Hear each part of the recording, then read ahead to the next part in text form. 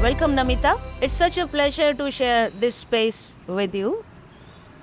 Let me introduce Namita to everyone who is watching. Professor Namita is a professor of commerce in Sri Aurobindo College since last 32 years. She is a very well-known researcher, very much respected academician, and a very well taken of public speaker. She is very well respected for her exemplary work in the field of finance and human resource management in the pertinent areas of generational diversity. Welcome, Namita. How is life treating you recently? Thank you, Manju, for calling me on your space in your podcast channel, which you are doing it on the College of Professors. As you've asked me about my journey and how the life has been treating you, for me, the life has been an uphill battle and a challenging OTC.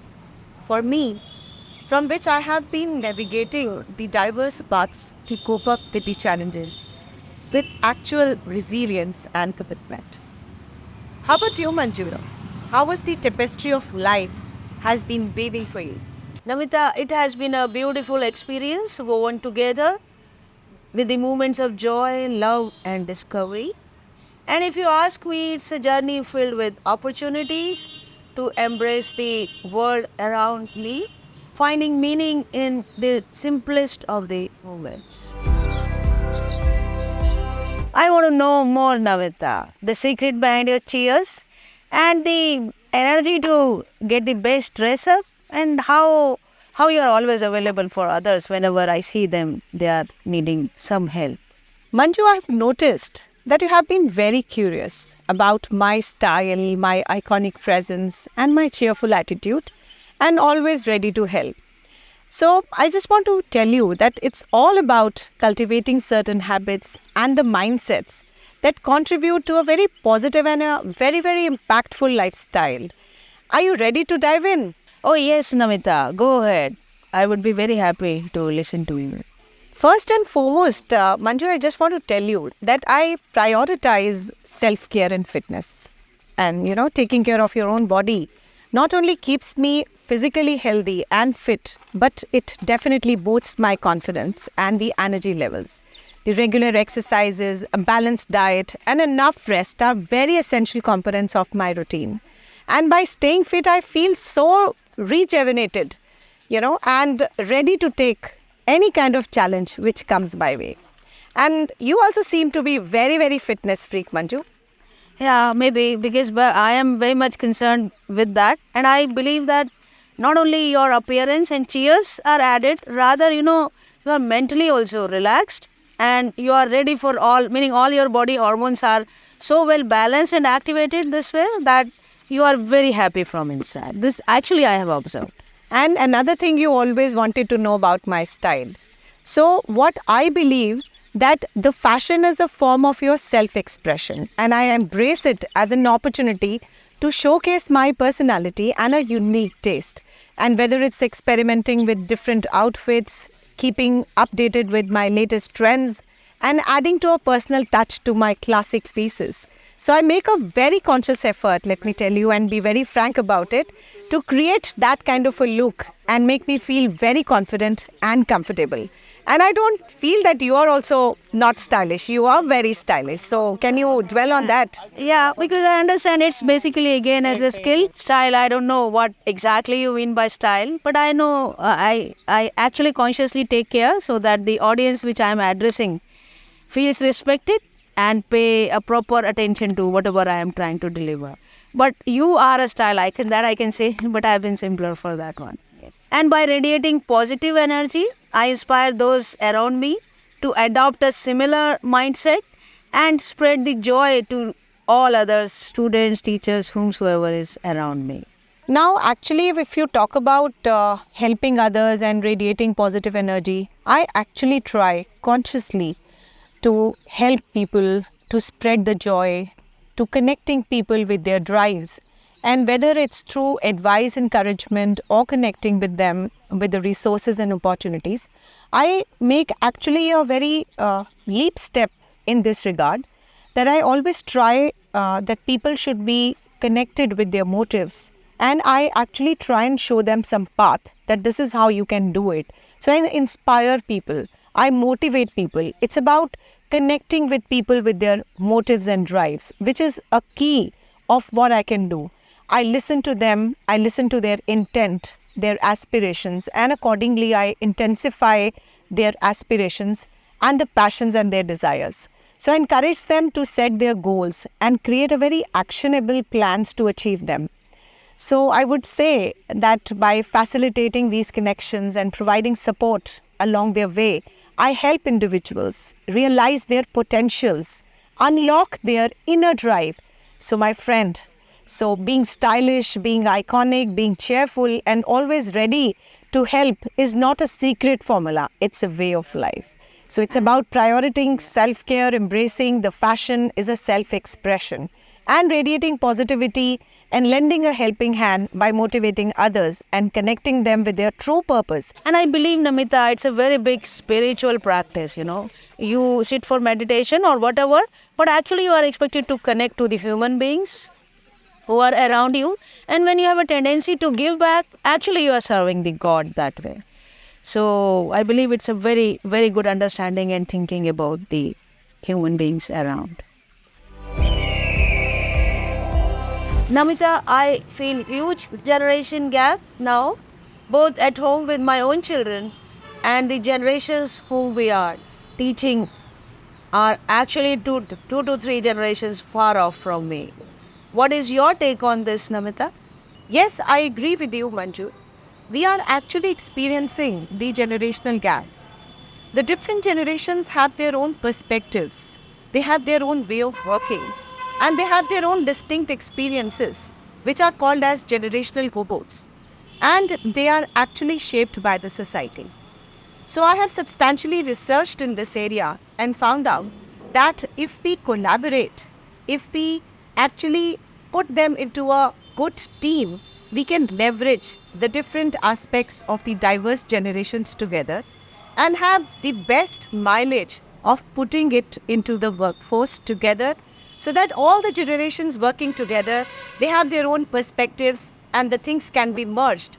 They are called as the different instruments, and if they are played together, we actually listen to a symphony.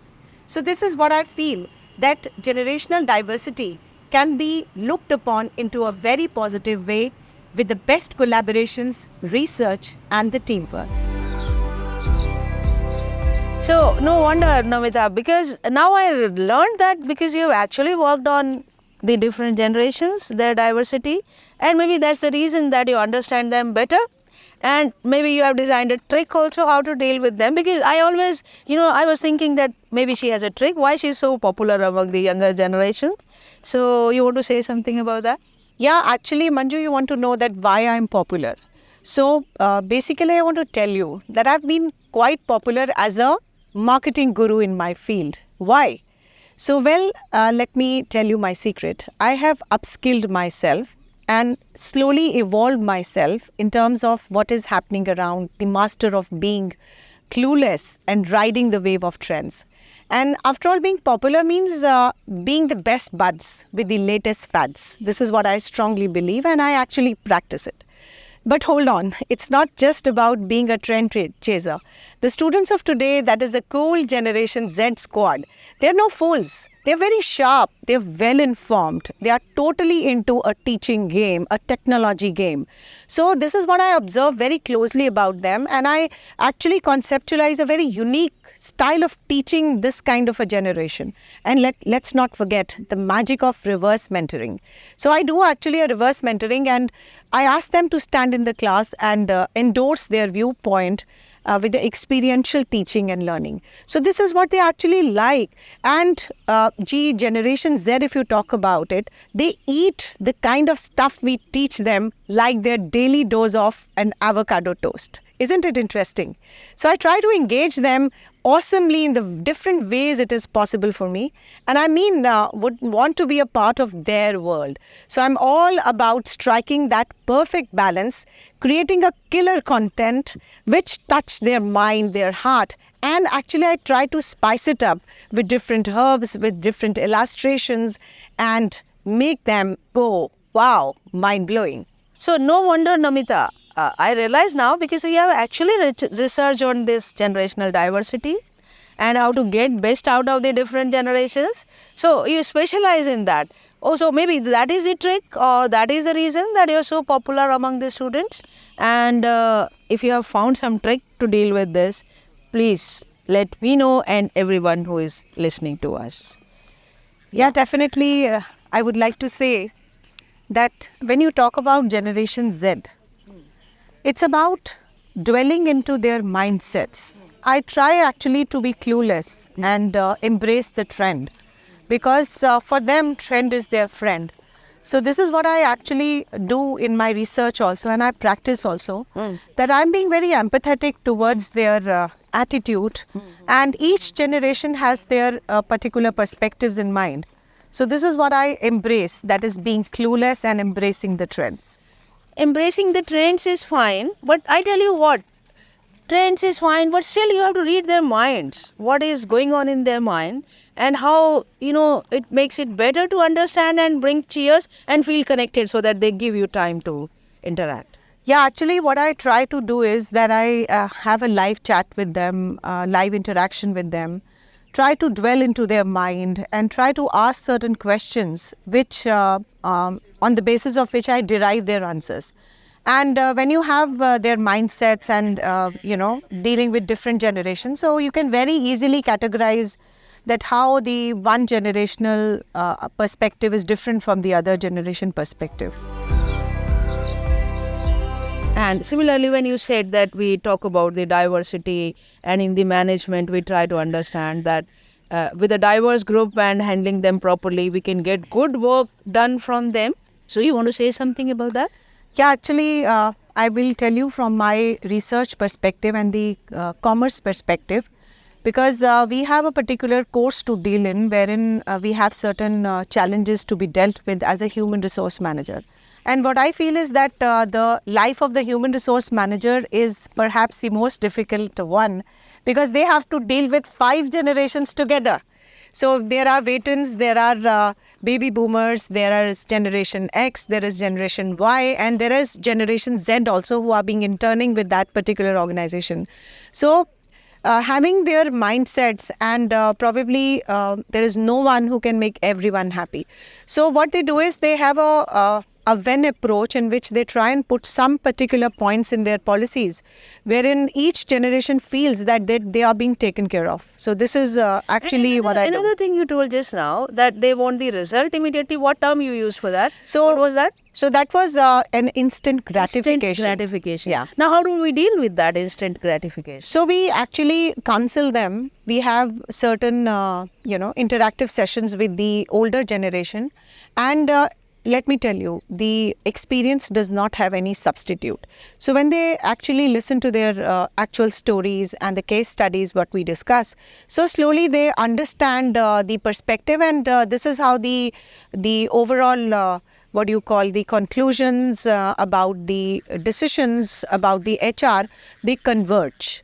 As far as the different generational viewpoints are concerned. So I think slowly and steadily and organically they grow together in the same organizations and understanding the same challenges. And another thing is that there may be certain particular traits to a particular generation, and they may be individualistic also to smaller groups. So do you believe that we also should work on the smaller groups rather than generalizing anything for the generation? See, it is all about, because whenever you see the different research work which has taken place as far as the generational diversity is concerned, more or less the same perspective has been derived, because we are born in the same, if you're born in the same period of time, we actually carry the same generational cohorts or the certain type of notions what we have. They are very common to a particular generation, and that's not being imposed on you because you are born in that particular era. So you tend to adopt certain ways and certain cohorts. So it is like more or less the same results. It's not about working with one individual, or it is actually we can generalize it. Generalize. I got it, Namita, now. So there is a reason for understanding and dealing with these children, and you're trying to say that we have to connect with them, understand them well, watch every movement. And does it also mean that we should get into their styles interact with them more, as you said. So, and especially I want those who young teachers, new teachers who are joining. What is your take on that? That if you want to have one or two sentences for guiding them, deal with them this way, or maybe they are not having that much of generation gap, which we feel. So, what do you want to say about this? So basically, if you talk about bridging the generational gap, so it is very important to have an empathetic viewpoint and try to be in their frame of life. So if they feel that we are not following the trends or we are not upskilled to the way they are upskilled, slowly and steadily we'll be out of their life.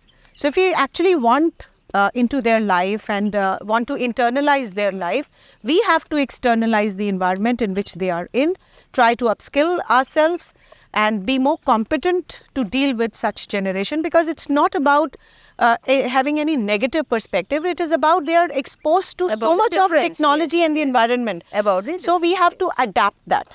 So they have to even take a step and we also have to take a step, and so that we are able to communicate with each other in a very lucid way. Yeah. And the solution to this is that, meaning one step they should take and one step, and we have to interact for that. Yeah, probably the generation X and the patrons and the older generation have to take an extra step, an extra mile to reach their heart and mind. Right. We talked about the problems, and somehow we learned that this is the Gen X, or we have to approach the students. Maybe they don't need us, right? So the other thing which, Namita, I feel that we should talk about is, which especially I feel is coming in science classrooms, is what that the students, they will turn up for the practical class, but if you have the theory in the same day, you will see that they are gone. And I try to explore what is there in their mind. They feel that the practicals they need to do it in the classroom, but theory they can study from some international professor on YouTube, the same topic. So what is your take on this? Because I feel is that I very often in the classroom quote the examples which my teacher taught me during my BSc times. Similarly, I used to learn everything physically from them. So you want to say something about this? Yeah, actually, my take on this is little different. Because as far as the commerce students are concerned, they are very happy to come for the theory classes, because initially... Did you observe, sorry to interrupt, the lots of birds are coming here to listen to you. So maybe this is so good, Can you watch this? Yeah. Lot of birds around. It's such a beauty. Beauty, yes. Sorry. So actually, if you talk about the commerce students' perspective, they are very happy to come to the theory classes. In fact, I would say that before the implementation of the NEP 2020, the things have been like this. Like we never used to have the practical classes. So probably the experience what you have, I may not have. And now, since we do not have any specialization and we are just producing graduates, we will be producing graduates. So the importance of the practicals and the importance of experiential learning, internships is common for all. And as far as my experience is concerned, the students are actually, we need to engage them for their attention. So I have been using such engaging techniques, very new innovative teaching pedagogies in place, so that I'm able to bridge the gap between the different generations, what I've been dealing with. So this is what I actually practice. I understand, even we try a lot, but I was just trying to understand, is that this too much of exposure? Is that the reason? So probably that's okay. Your reply, I could get it whatever. The other thing, when we have reached to our student life, what I want to know is, you must share some of your challenging moments with the students so that they learn, they have a role model to understand that our professors where they are now did not got a cakewalk for this one. They have struggled, they had their own shares of troubles in their life, and still they are very successful. So if you talk about the challenges what I face in my student life, it is like very, very different from the others. And if you talk about the challenges what I face, being a teacher in the class is also very diverse. So first I will be addressing the challenges what I face, what the students, in terms of the students. So students, they have a very narrow attention, perspective and domain. very, very quickly they are on to some different aspects, and they are on to some different journey. They are physically present, they are not mentally present. So this is one thing. So I have to keep asking them. And initially when I start with my lecture, so I always tell them that please be attentive. There could be a feedback and probably you have to answer. And what I have internalized as far as the international perspective is concerned, I actually practice the international practices of their teaching, because I've been very constantly observing what they do in the class, that they are having a very different domain in the research and the teaching and the learning process. And one thing here I would like to highlight, that they have a very, very strong assessment in classroom learning. So what they do is, the teachers, they come out with the online quizzes, which they share their links in the class. So after a particular part, maybe a 30 minutes or a 40 minutes lecture is over, they immediately have to answer that. And there is a assessment, internal assessment. Yeah. So probably we have to devise certain means and ways to engage the students, and they compulsorily, they have to give their part of their attention in the class. Those are the tricks, but I thought this chat is more of a personal one. I would love to hear your story when you were a student. When I was challenges you faced. Yeah. When I was a student, there were basic challenges about sitting in the library for longer hours, because the facility of the photocopy machines and all that was not our, privilege at that time. I tell you again, I just come back to my question again. What I was asking is that I want you to cite some of your example where as a student you had lots of problems and how you won those problems, so that those who are in the similar problems, the students, and they can work on this the same way, or they understand some of the things. So first and the foremost, Manju, I would like to tell you that each one of us is in a very different setup. So we cannot have the common answers because the question paper is different. So I would like to mention my few challenges, what I faced as a student. The first and the foremost I would like to highlight is that the technology was not there. So we had to invest a lot of time. Okay, no problem. So let's come back to this, because it is taking a different direction. And what I was expecting is that here, what I am feeling for this Gen G in the classroom or otherwise is that, they are not okay with many of the challenges, day-to-day challenges they are coming. They are not clear about their dreams, where they want to go. They do not know how they will reach there. So, like I tell you one example, which I feel with many of the students, they have not decided their roadmap, where they want to go and how they will go. The one thing they know is to be independent, that they have to be dependent. And I want to teach them that they should have someone on whom they can depend, right? So maybe I again come back to Namita, and what does she say about this, Namita? So actually, when you talk about our times, our parents were the guiding lights. Though they used to tell us that this is right and this is wrong. And there was a strong sense of commitment, resilience, love, relationship with your parents. And we actually used to seek their advice. But as far as the present generation is concerned, as I agree with you that they want to be independent and they don't want to, listen to the parents to most of the advices what they want to give.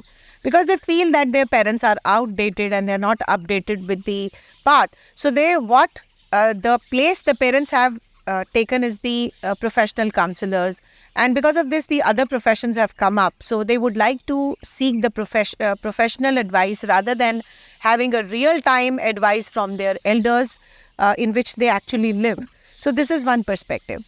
And secondly, they, even after seeking the advice of the professionals, they would always try to follow the path of what their friends are taking. So that's also a very, very important statement. I completely agree that they don't have a very focused career mind and all that. What others are doing, they also want to do that. So there's a demonstration effect. Yeah. So what I want to give them a lesson, especially to the Gen Z, is that you need to be more focused, more committed as far as your career is concerned. So a lot of hard work, commitment, resilience is required, because of which you will attain the heights in your career.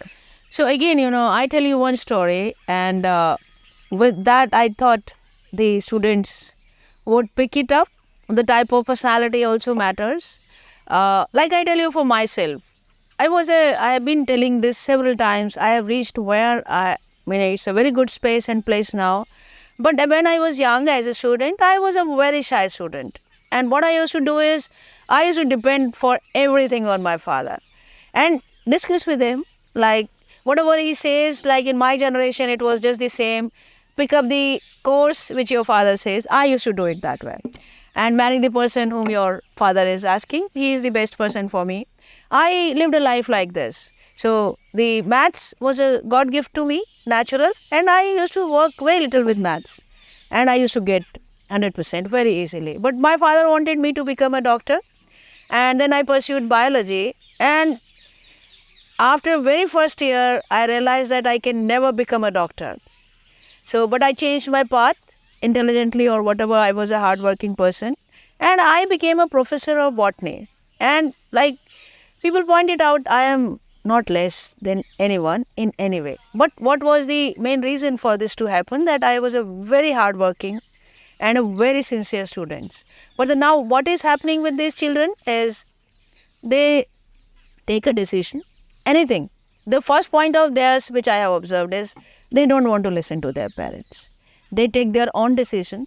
And for the students, they do not know how to reach to that path. They want instant gratification, shortcuts, right? And they don't want to do that much of hard work. And they also don't have this lesson is that you should know each step of this and the amount of work this requires and have an input of what they actually are. Then only they can reach to that level. So I gave example of my father. I don't want to say that that is the right thing. But what I am feeling for them is also not right. They should consult some elders of our generation so that our experience helps them. Now, if you have anything to say. Yeah, I would like to mention about my story and my slice of life. Actually, when I was like just 21 years of age, unfortunately, I lost both my parents. But I had a very beautiful bond with my two sisters. And the journey of life was not a cakewalk for us. It was like a hunky-dory path for us, a very hill type of a walk for us. So after having this kind of a situation which prevailed in our life at that time, still we never lost our confidence, resilience, hard work. So all these things, directed us and steered our life, owing to which we attained the position where I am today. So this is what not only you, I just want to tell it, not only you, her elder sister, 3 sisters were there. Elder sister is principal in Delhi University and the younger to her is associate professor probably in biochemistry. So how did they achieve this? She is going to tell. So again, I would like to focus that the younger generation, they are very afraid of the challenges, the difficult path. They don't want to take a physical path. They don't want to do a hard work. That's where the problem lies. And a very clear message to all of them that if you do not follow a hard path or a difficult path, you're not going to reach the beautiful destinations, because all the difficult roads lead to that beautiful generation. It's not about the destination, it's about a journey. So your journey should be full of the different paths which you want to enter. Probably the hard work, the resilience and the different domains are required and which they are not ready to follow. Yeah, and again we are coming back to the same thing from where we started, is that earlier we thought that the elder generation have to approach them more, but now what we are feeling is that the younger generation would also have to have some consultant or a person of our generation in their group to take suggestions before they decide, because the maturity and the experience also matters a lot. Yeah, absolutely. I agree with you. There is no substitute for the experience and the personal interaction, whether it is teacher or the parents. Yeah, in fact, they should take a mileage and the advantage of our experience and internalize in their careers. In their career, yeah. And since the morning, it has been a pleasure and an interesting discussion that how professors at university can deal better with the Gen Z, or maybe as a message to the social system where we have the forthcoming generation as Gen Z. And we feel that maybe we can reduce the gap which we sometimes feel. And I think what we figured out of the discussion was, one thing was that we thought that it is us, the Gen X, maybe we need to pursue and get in touch with them, maybe because they may not want us. And then at the next thing, when we concluded is that the other thing is that we should have a regular interaction with Gen Z, because we should tell them our experience, but we have to find ways to tell them our experience, because they are not going to listen to us. So you have another dimension of your career in the university. And what is that? That is, you have also served as a principal in a Delhi University College. So maybe from that point of view, you might have a different message to tell it to the students in the Delhi University or around, or maybe those who are a little confused and diverted. So what is your take on that? Yeah, Bachi, basically being principal and being a teacher was a different journey for me altogether. Because when I was a principal, I was looking towards the students as an administrator. And when I look myself as a professor, my empathetical attitude, my feelings for them is many folds, and it is, magnified. So what I feel is that the Generation Z and our age generation, they should have, like I actually endorse your words, that we should have frequent interactions, owing to which we are able to understand that what are the deep gaps in order to fill them, in order to bridge them. So a special interaction will actually solve a purpose. So I would like to give a very specific and a very important message to the Generation Z, who are definitely our students, our interns, our researchers, and they have to likely to be our workforce in a very short span of time, because they have a very short journey of 3 years in the college, and now because of the advent of the new education policy, they have for 4 years. So let this be a beautiful journey. So what my experiences tell me, I would like to give that they have to actually embrace the journey of learning. They should not take learning as a burden for them. And of course, what I feel is that they are sometimes very confused for their purpose, for their aim, for their objective. So they should always lead with a purpose. And they should always cherish the purpose of learning and education. The more they cherish, the more inquisitive mindset they will have.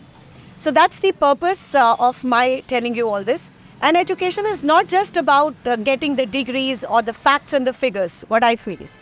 It is basically they should use it as a transformational journey, because the transformational journey is all about it's not about the syllabus. It's about the learning from that syllabus which matters. So they have to embrace the challenges, and these challenges are going to come their way. And definitely what I feel is that unless and until they face those challenges, they will not be able to unlock their basic potential. So because the bumpy roads, the hunky-dory rides, only that will give them that this is their true potential, right? And they should never leave their passion and dream, and they should always ignite their unwavering determination, and never underestimate the life around you, because the life is giving you the lessons. Right. So it is because of that they are able to conclude this, that you know us very well, and because definitely we know them very well, but they don't know us very well. So in order to be in their frame, we have to actually step into their shoes, and they have to trust themselves. What I feel is that this generation is very confused about where to go, what to do. The demonstration effect is on the pinnacle. So they have to actually never stop learning. And a very important message I want to give you, the Generation Z, that you have to practice diversity, equity, and inclusion. This is the best way of learning, best way of practicing, best way of applied learning. And this is going to be a wonderful journey if they are going to be the proponents of the diversity, equity, inclusion. And most importantly, they have to have a human eye, and they have to be very, very happy. They have to learn the art of being happy, because the purpose of our life is to be happy. To whatever we do, all the endeavors should be steered towards being happy. During my research work and interaction with them, there is a very clear-cut message to them that they are actually avoiding the hard work. They are always finding the shortcuts. And if you find the shortcuts, you will not reach your destination, a beautiful destination. And there's no shortcut to hard work. So embrace the journey of learning in a very beautiful way, in a very, very important way, because unless and until you have a purpose for learning, you will not lead. So if you want to be a leader, just love the learning which is coming your way. Cherish every moment, a power of education. And education is not just about, gathering the degrees and the facts and the figures. It's about basically transforming yourself. And transformation happens when you actually have the applied angle of the education. Embrace the challenges. That's also a very important shortcoming which I have noticed in Generation Z, that when the challenges come their way, they are just Shattered, yes. They are just shattered. And let me tell you, the important potential and the hidden talents and the right light is only unlocked when you face the challenges. Because you're going to dig your personality, you're going to see around you that how can we reach the solutions. So all these things are very important to come on to your best true self.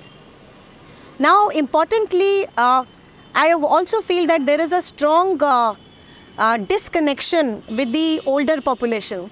And there is a very important thing which I want to tell you, that if the new generation is silver, old is gold. So if you are not inheriting the knowledge, the experiential journey of your elders, you will never be successful. And you may be, I'm not being modest in this, and I'm very true to my statement, that never underestimate the life around you. You have to trust yourself and never stop learning and practice the diversity, equity and inclusion. Because diversity, equity and inclusion has a very beautiful message for the Generation Z. If you're going to be a practitioner of DEI, it's important. Sorry to interrupt you. Is it that you have crafted a poem or some short this thing? Yeah, before I move on to a poem, there is an important thing which I want to tell you, that when we are born, the basic purpose of life is to be happy. So you have to learn, most importantly, the art of being happy. So there is a very beautiful composition, a poetic composition which I have crafted for Generation Z. So dream big, dear students. Let your goals ignite. With passion and perseverance, take a flight. Believe in yourself, your power, your confidence will grow. Embrace the challenges. Let your brilliance show. You are capable, resilient and full of grace. Unleash your potential and conquer every space. Very well crafted, and I could not stop myself from clapping for you. Thank you very much, Namita, for being here. So with this enthusiastic poem by Professor Namita, I think we come to an end of this chat, and our trip to Bharatpur is also almost about to finish. We are going to be back to the train to our destiny. But what I observed and what I want to say to this Gen Z is, be connected physically to your seniors and not digitally. Overdose of this digital connection is going to bother you. So thank you very much for being here, and I look forward for your comments and your suggestions, and don't forget to subscribe our channel. We'll be back in our next podcast. Thank you very much.